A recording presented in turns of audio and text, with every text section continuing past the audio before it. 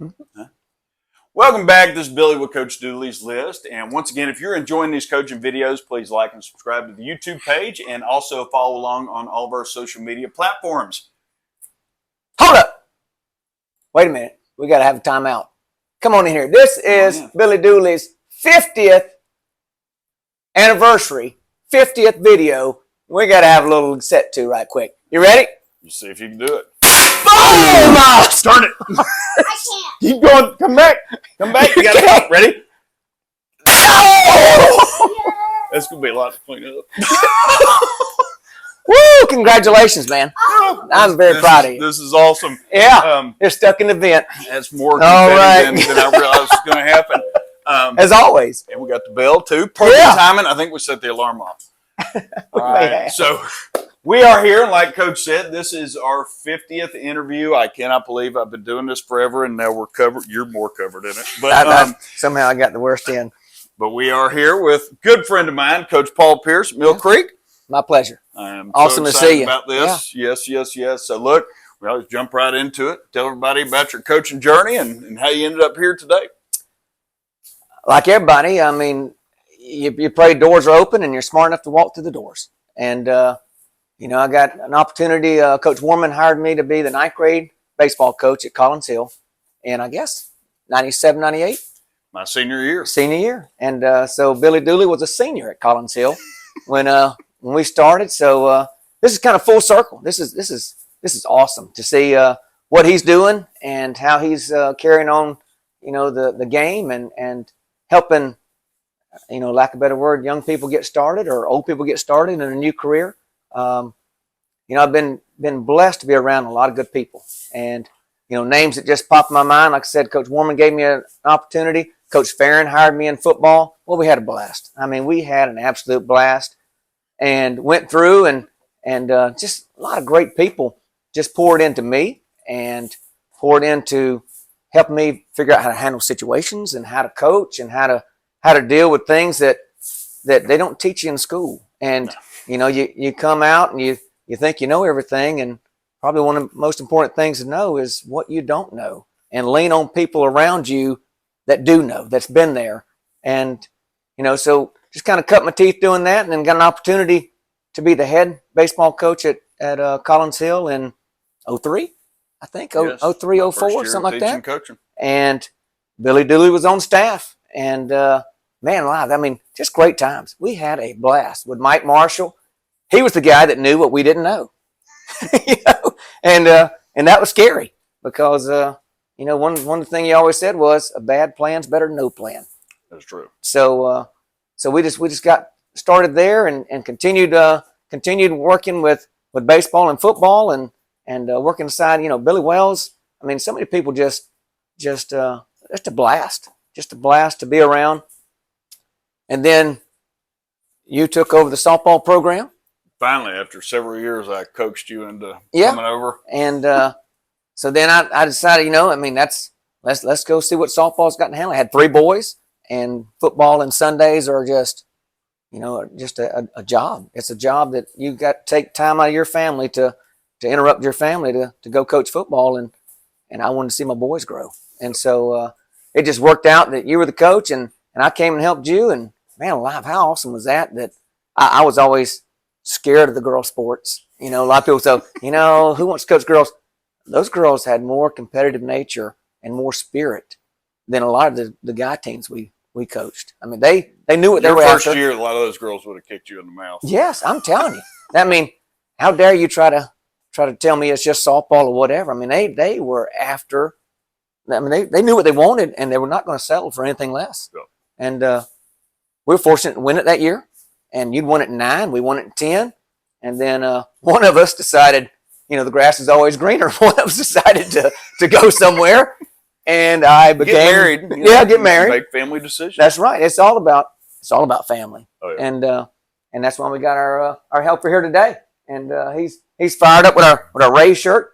Billy brought us Ray's shirt, and so that's cool. And he even put the number on the back. We'll go ahead and shout out Chris Daniel at Elite Sports and Embroidery. Yeah. You're always talking about not to cut you off, but we're going to go ahead and do it now. We're always talking about trying to get coaches, hooked up with vendors, and I called Chris on Friday. Today is Wednesday. I don't know when this will air, but 5 days later I had these because they print in-house and they get you things when you need it. You don't have to wait on it being shipped off to a third party, all that kind of stuff. So Elite Sports and Embroidery in Duluth, I'll put the link down below for sure.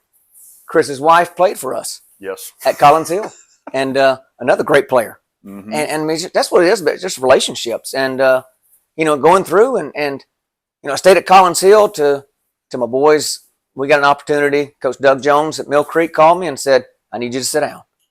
I may have an opportunity for you to get your whole family here at Mill Creek. I went, that might be what we need to talk about. So we did, and we all got on the same campus, and all 3 of my boys came through Mill Creek, and again, just surrounded by great people pouring into my family. And not just me, but now it's my boys coming in to this room right here we're standing in, and and cutting up with Melvin, and I mean, they were just they were same age. I mean, just coming in here, should have been intimidated, but they're coming here like they own the place. And Coach Petty and Coach Black and Coach Jones, I mean, they let them run with it, and they just they poured into them. So I'm just so thankful to have good people around, and here we are now. Here we are. And I know I coached with you for 8 years at Collins Hill, and then I got, before I hop back into it for a minute, 1 year over here at Mill Creek. So I know, what you're about, but what is it, even now, because things do change, what is it you want your Mill Creek baseball program to be known for? I think the same thing, lack of better words, it stood for ever since Doug started, and that's high character kids. Mm-hmm. High character kids having a blast and competing at the highest level possible. Right. And I think that's what it all starts with is the character piece. And I think some people put the cart before the horse, and it's all about talent. No, it's all about kids and the high character, and them playing their tails off to have a blast and represent the community and the school and our program. So that's kind of cool. When you know this too, when you focus on those things, the other things happen. Yeah. And it takes some time for young coaches to realize that when it's win, everything's good. Wade's giving us the thumbs up. He's also cleaning in the background. So producer, he's the producer of this show. He is. He runs things for sure. So we have, and I've told several coaches I'm going to come back and we're going to do like just a story session. So I always ask coaches, what is your favorite coach's story? And this could be anything. I know you've coached your boys. I know we've had some fun times. But what's and you can tell as many as you want. What's one, two, for or this a couple? camera, but there's most of them are. Yeah, don't tell all of them. Yes. But it probably all goes back to me having a personal memory. We go to Hillgrove in the Elite Eight, and Luke, my middle son, starts the game, and he throws the first 3 innings, I think, and then Caleb comes in, my oldest boy. He throws 2 innings in the middle, and then Daniel comes in and closes. So it was kind of like, lack of better words, the Pierce Day on the mound. As dad, you're sitting here going, "Ooh, baby, here we go. We're third. We're the whole pitching staff. We're third of the 9 on the team." So you kind of trying to help them have a good time though, and the good Lord smiled on the Hawks and the Pierce boys, and we went on to the Final Four, and that was pretty cool watching them celebrate together. Good. Yeah. So a lot of great times. We've been blessed to win a lot of rings together. And you sit back just like we are now and watch those kids celebrate. But when it's your own kids, it's kind of sorry to say, it kind of tops the other ones. Oh, absolutely. No, I 100% agree. Yeah. Yeah, and I remember reading about that in the Post. Like, now I'm going to throw out a couple of things and see if you remember these stories. You remember your first ever interview as a head coach? Yes, I do. You called us to find out. Yeah. What'd you say in it? I said, something happened. And I said, and I was like, Lordy, oh Lordy. Lordy. That's right. And I think in the front page right there, it said, Lordy, at Collins Hill. And, just a good time. But I tell you what, without his help, we wouldn't be sitting in these chairs. I love that is true too. And and then going to other stories, I've called you several times for help, but when we first met, you had to call me for help. You remember this? Yes, I do. I lived in the basement of Ms. Zeekers, and she was a course teacher at Collins Hill, and I was a brand new teacher, had nowhere to live. And someone said, I know that Ms. Zeker rents out her basement. So I went over there and lived in her basement for a few months, and I think it was $300 for the month rent, and that was all the bills. And I had a motorcycle, so I parked the motorcycle down in the bottom in the basement. No driveway. No, and there was a tree with some red clay and some roots, and it had almost straight pipes on it, and so I'm single, living the life of having the motorcycle, and I try to get up out of that basement. I can't. It's just going wild. It's singing, and I can't get it out. I called you. I said, hey, I need your help. This is before a cell phone. I think my mom came and said, is there a Coach Pierce at the school? So we hadn't even played yet. Yeah. And so, so we got the motorcycle out. And, again, we'll come back and do more stories for sure on things. And then, I always ask everybody, and you've been coaching for 27 years now? Yeah. 27 years? 28.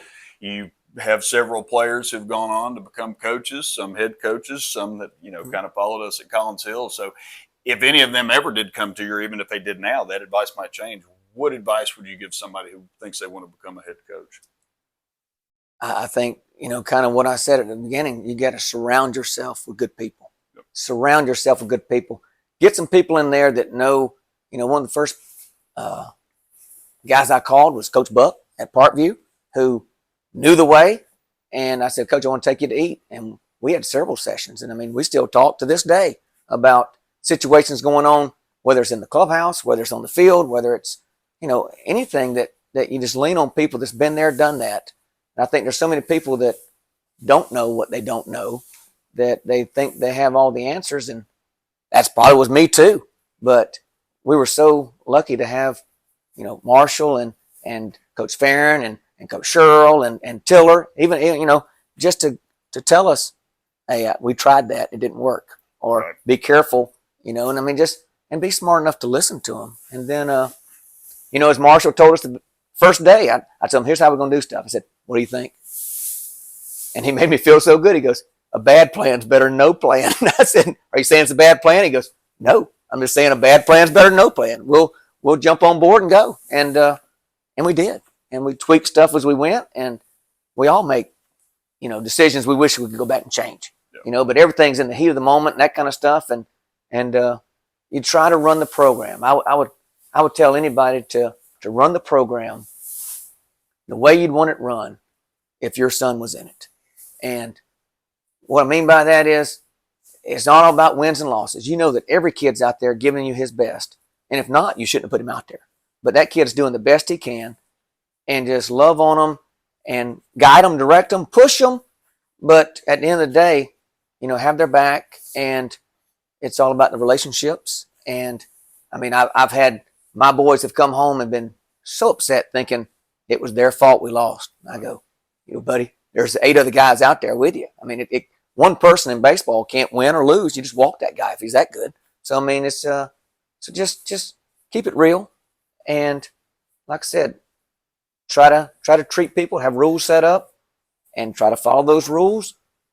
But there's always exceptions also. And life happens, so don't just, you can't be here, but you also can't have no rules. Right. So it's a balance right there, so just try to lean on people who's been there. Oh yeah. And I know I've leaned on you a lot. And then even going back, one of my pieces of advice I've talked and told some of my assistant coaches before, goes back to Coach Marshall. I'll never forget. We finished 3rd in the state. We had a really good pitching staff, and Coach Marshall was a pitching coach. And I looked down in the bullpen one day, and he was asleep, sitting on his dove bucket. So anybody that knows where my dove bucket came from, he gave it to me.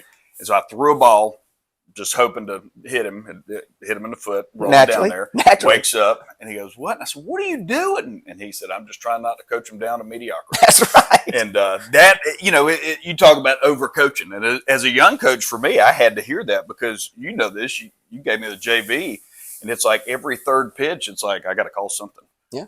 We got to bunt, we got to steal, we got to do something. And that bunch was pretty good, because that was the bunch that ended up being 3rd in the state. And so, we always had people on, but, when he told me that was something I passed along too. One of the many things that we learned on that field for sure.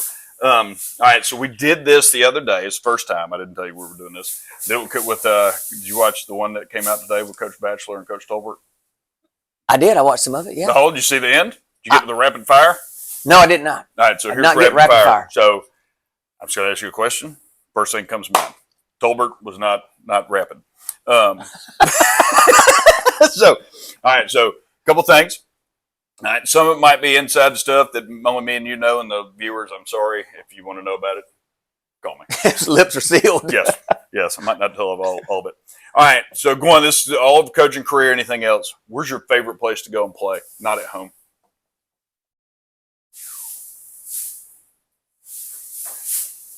I tell you what, I mean that's great. I mean, you can be a couple. Going to Laster is cool. Anywhere I'm gonna anywhere that's got great teams. Yeah. You want to go compete at high levels, and it's such a joy to get on the bus going, here we go. I hope they're throwing the big dog today because it's going to be fun. And I think that's what you want to put your kids involved with. That's what you want to be a part of. It's not necessarily the atmosphere. I guess there's some cool atmospheres to go to, but just the best. You want to go test the oil in the best. Go play the best. I remember you talking about atmospheres. I remember the first time we went and hopped on a bus and went down to Camden County, and they had all the trucks backed up to the thing, and that actually became our battle cry a couple of years ago, my last year coaching, because we were at East Hall, and there was a bunch of trucks back there, and the girls didn't know what was going on. Right. And I went all the way back to Camden County, and it was like, this is awesome. Like, I didn't know what to do at first. All right, next one. We'll go baseball. I'll try to get faster. No, you're good. You're good. All right, baseball. Who's the best player you ever coached against? Francoeur, pretty good. Francoeur, pretty good. McCann was also pretty good. You can tell how we say pretty good. I mean, those guys were electric. But everyone knows them. Yes, the people that's the people we played against. In the recent time, I mean, Drew Ward's pretty good. He hit one and chirped in our dugout on the way around the bases and kind of struck a nerve. But just good players do that. Yeah. I mean, they carry themselves a little different, and they expect expectations of them. A lot of great pitchers.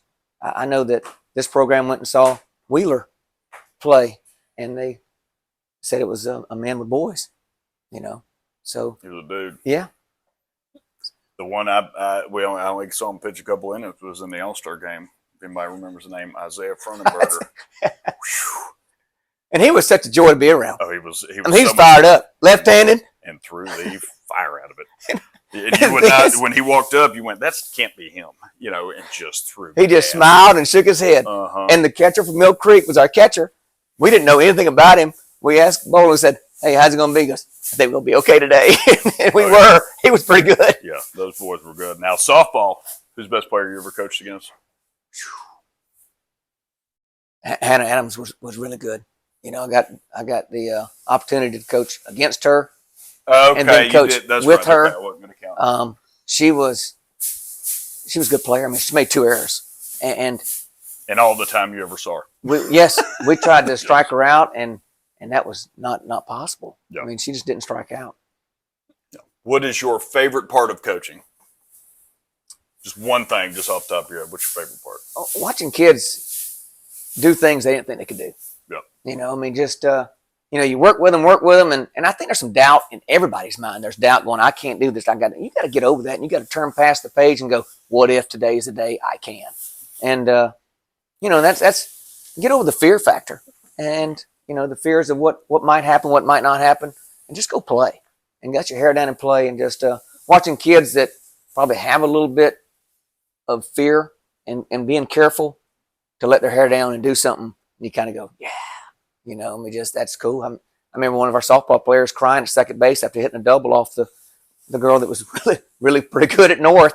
And she just was crying in joy because I don't think she thought she could do that. And it was like, that's cool moments. Oh yeah. I remember we had the state championship game. Had a girl had not had a good game. She hits a triple, puts us ahead for good to win the whole thing. And the same thing, she slid in, she started crying. Wade, you can't touch the camera now. You got to back up just a little.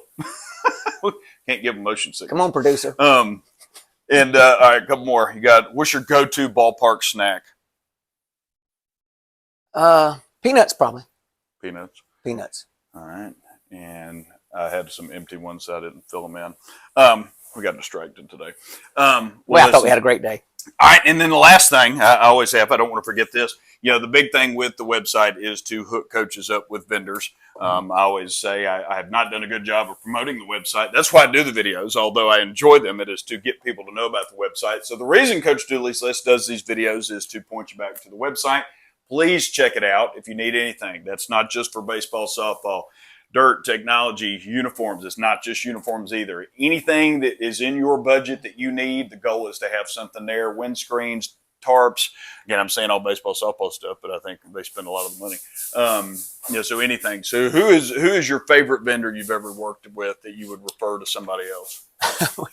We've only worked with Steve Green, and it's you talk about kids and relationships. Steve has owned his own shop. He's worked for Hobbs. He's worked for Lee Sports. He's worked for all kinds of stuff. But wherever he goes, we go. I mean, Steve is our guy, and so I think you got to find some people to lean on and stay with them. All-Star Turf, Jeremy. I think he's worked in some big leagues with some kind of big league organization. I'm gonna tell you what, he comes out. You want somebody to laser grade your field, and when he leaves, you don't have to go rake the edges and it be prestige. All-Star Turf. Jeremy Bullington. Yeah. Yep. I mean, he's crackerjack now. He's good. And very blessed. Our buddy Steve Williams. You want some nets hung, and he knows the ins and outs of hanging nets, and we'll get you set up, and he'll talk you out of what you don't want to do because he knows you don't want to do that. You got a great idea, and he goes, "That's not going to work. We did that so and so here, and it didn't work." And that's what, like I said, you need to know what you don't know, and find some people that do know the stuff, and lean on them. So those are three I think are really good. For sure. Well, listen. You want to throw the confetti one more time? Throw it up over the. Tell you something. It ain't everybody. Throw it up in front of the camera. Last time. Throw it up. You got to throw it in front of the camera. You need to come out here and bring it out there. Toss it. There you go. There we go. There we go. One last one. So probably over the camera. Right, drop it. All right. Well, listen. It really wasn't planned that you were number 50. It started getting close, and I do want to say thank you to you for all you've ever done for me. More than anybody ever watching this will ever know. Thank you so much. Likewise. I'll leave it at that. So appreciate you, brother. Likewise, my friend. Very proud of you. Very proud of you. I remember the first time we met. Did you drive a Jeep? All right.